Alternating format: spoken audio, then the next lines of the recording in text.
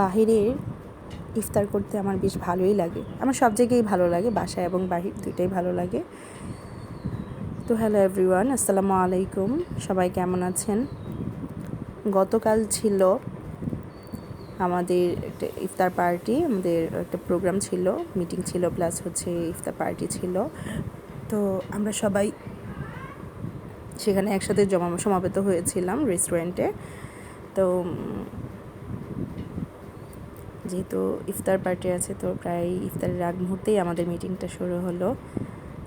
আর আমার তো বেশ ভালো লাগছিল, অনেক পরিচিত মুখ ছিল। আর এই যে দেখেন,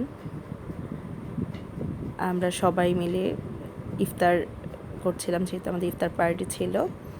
তো ইফতার পার্টিতে আমাদের গতকালকে ছিল কাচ্চি, সাথে হচ্ছে খেজুর, বেগুনি, শসা, টমেটো, পেঁয়াজু ছিল, মালটা, আর ছিল শরবত পানীয়।